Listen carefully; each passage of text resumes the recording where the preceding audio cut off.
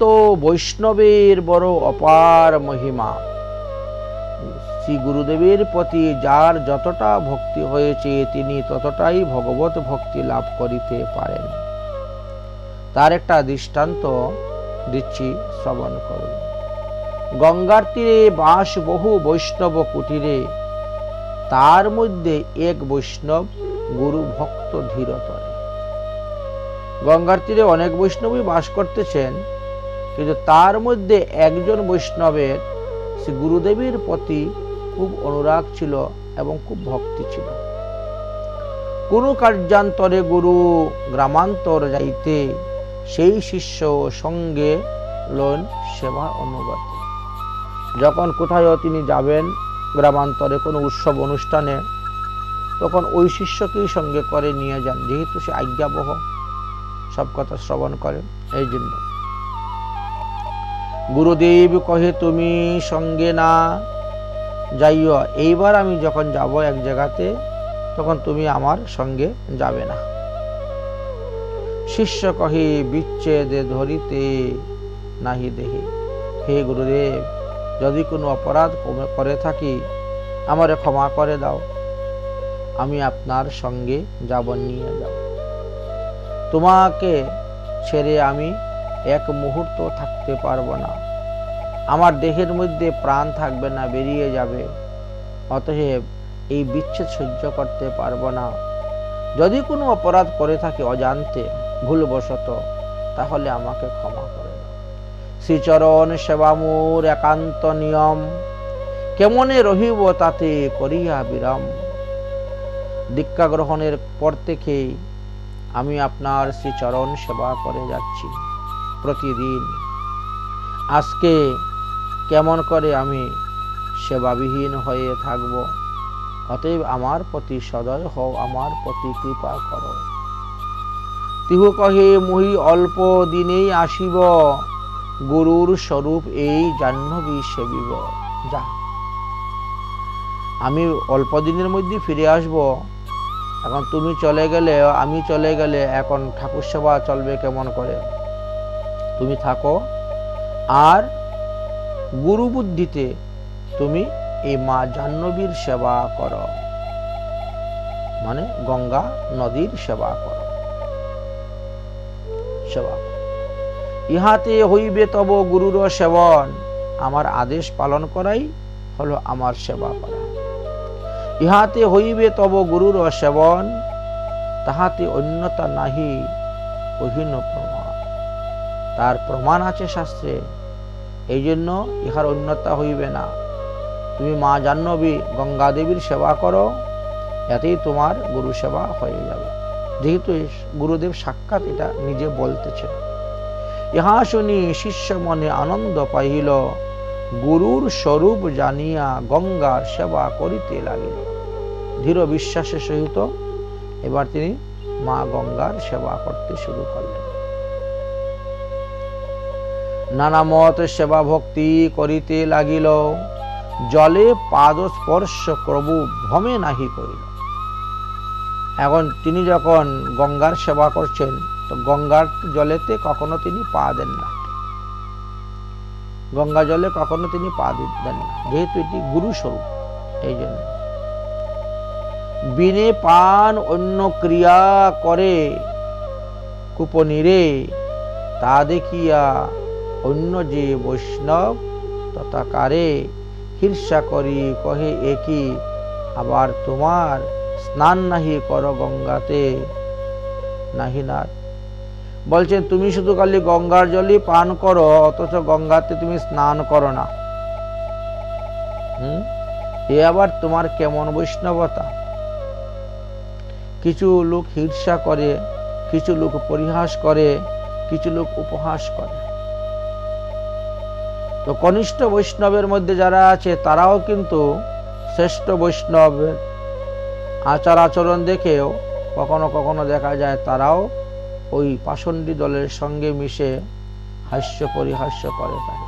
তাহা দেখিয়ে অন্য যে বৈষ্ণব তথাকার হিংসা করি কহে একই ব্যবহার তোমার, স্নান নাহি করো গঙ্গার জলে নামিয়া। গঙ্গার জলে নেমে সবাই স্নান করে, তুমি নামতেছ না।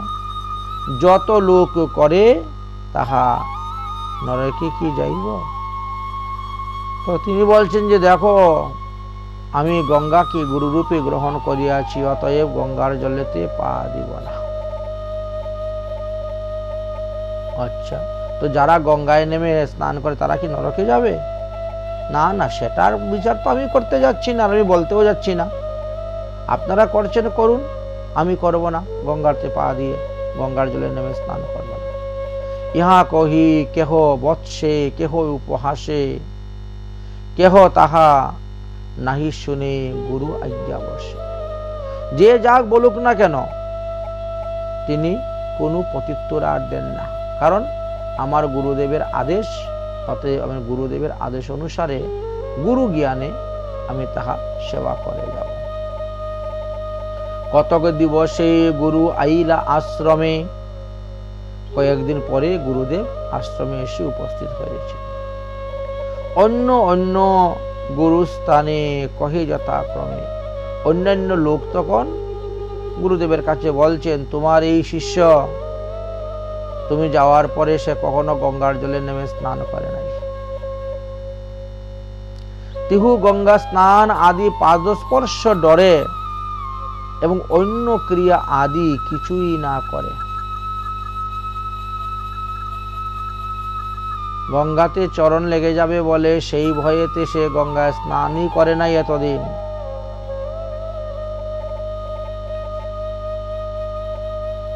নিন্দার চলে কহিলেন, কিন্তু গুরু মনে সন্তুষ্ট হইয়া বাহ্য কিছুই না ভানে। সবাই কিন্তু নিন্দার ছলে এসে ওনার কাছে শিষ্যের কথা জানাইল। তিনি মনে মনে অত্যন্ত সন্তুষ্ট, কিন্তু বাইরে যেন তিনি কারোর কথা শুনেন নাই, কেউ তিনার কাছে কোনো অভিযোগ করে নাই, এইভাবে তিনি আছেন। সর্বজ্ঞ যে গুরু মনে বিচার করিলা, এ শ্রেষ্ঠ হইয়া প্রতি গঙ্গা কৃপা করিলা। যাই হোক, গঙ্গা দেবীর কৃপাতে তার ভক্তিটা খুব দৃঢ় হয়েছে।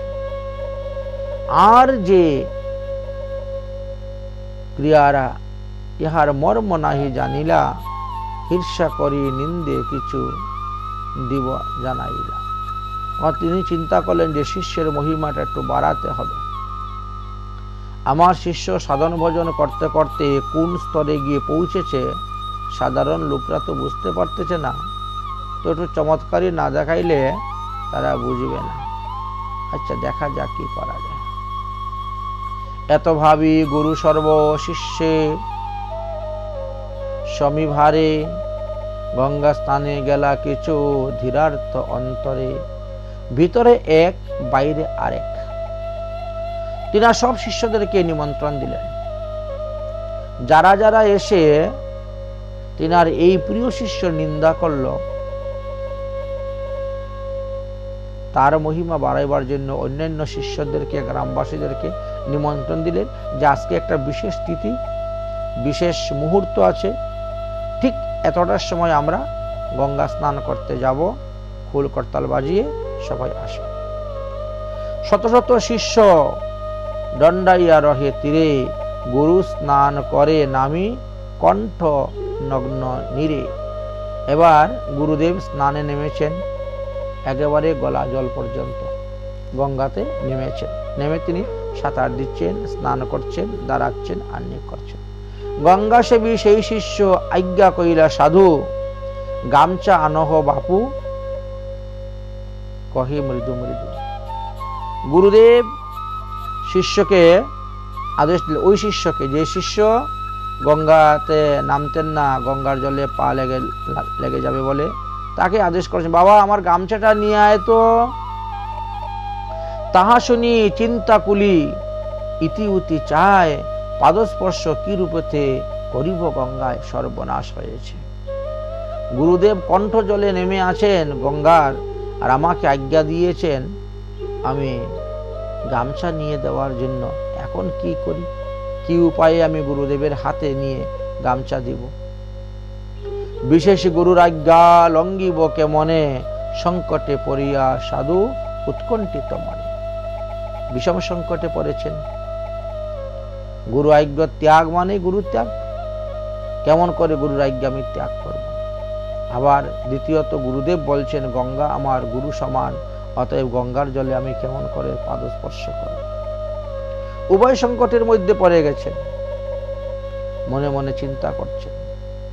গুরু আজ্ঞা বলবান ভাবিয়া চলিল, জলে পদ অর্পিতে কৌতুক হইল।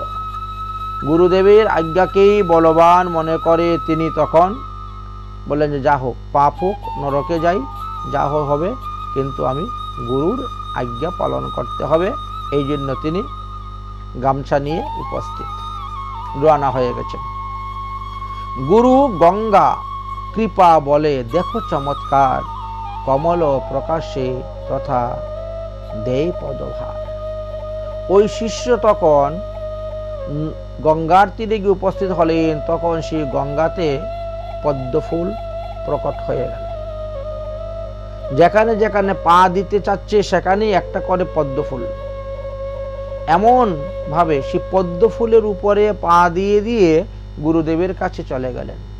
কমল প্রকাশ তথা দেয় পদভার, যেখানে যেখানে পদ অর্পণ করয় সেখানে সেখানে পদতলে কমল ফুসফুটয়, মানে পদ্মফুল জলপদ্ম প্রকাশ হয়ে যাচ্ছে, ফুসফুটয়।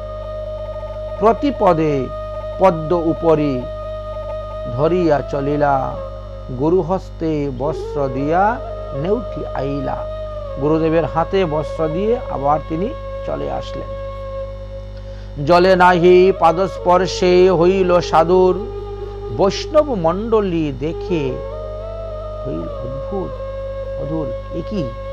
একই ব্যাপার, একই চমৎকার দেখে সবাই অদ্ভুত হয়ে গেলেন। দেখি চমৎকার মুখে নাহি স্বরে বাণী, একই অদ্ভুত এই সাধু কে নাহি জানি। সর্বনাশ, এমন চমৎকার তো কখনো দেখি নাই। একে আমরা কত নিন্দা করলাম, আর দেখো সাধুর কি মহিমা বুঝতে পারলাম। ইহার চরণে কত কইনু অপরাধ, তার নিন্দা করে আমাদের অনেক অপরাধ হয়েছে। নিন্দিনু বিদ্রুপু কইনু করিনু বিভাদ, তার সঙ্গে ঝগড়াও করেছি। কেন তুমি জলে নামে স্নান করো না? আমরা করতেছি কি? আমরা কি নরকে যাব নাকি? কত তর্ক। তার গুরুদেবের কাছে বিচার পর্যন্ত দিয়েছি। ইহাতে প্রভুর কৃপা যথোচিত হয়, ইহার প্রণাম এবে দেখিল নিশ্চয়। সর্বনাশ, তাহলে এর প্রতি ভগবানের অশেষ কৃপা, বৈষ্ণবের অশেষ কৃপা, গুরুর অশেষ কৃপা আছে, না হলে এমন কার্য কেউ করতে পারে? এত কহি তাহার চরণ সবে ধরে, অপরাধ ক্ষমিতে স্তুতিনীতি করে। সবাই তখন অপরাধ ক্ষমা ভিক্ষা চাইতে শুরু করলেন। সাধুর স্বভাব তো পরদুঃখে কাতর, সাধুর স্বভাব দেহ কুণ্ঠিত হইয়া করজোরে করিয়তে বিনয় করিয়া। তারা যখন পায়ে ধরে প্রণাম করছেন তখন তিনি বিনয় সহকারে সবাইকে বলতেছেন, গুরু অনুযোগ্য কইলা সব শিষ্যগণে, বিচার নাহি কর নিজ অভিমানে। তাহলে গুরুদেবের অনুগত হয়ে তিনি ভজন করেছিলেন, গুরুদেবের আদেশে তিনি ভজন করেছিলেন বলে আজ তিনি এমন উত্তম লাভ করতেন। তাই উত্তম মধ্যম নাহি চিহ্নহ অদ্যপিহ, আপনারে শ্রেষ্ঠ নাম গুণদুষ্য সপ্রিয়। প্রত্যেকটা মানুষই নিজেকে মনে করে আমার থেকে বড় বৈষ্ণব কেউ নয়, এই একটা অহংকার, একটা অভিমান। উত্তম বৈষ্ণব মধ্যম বৈষ্ণব তারা চিনে না, নিজেকেই উত্তম বৈষ্ণব বলে মনে করে, আর সবার দোষ নিন্দা চর্চা তারা করতে পারে। সেই সাধুগণ শ্রী চরণ ধূলি কণ মস্তকে ধারণ করি করিয়া যতন। সেই গুরু ভক্তি পরায়ণ সাধুর চরণে আমি শতকোটি দণ্ডবতে প্রণাম করি।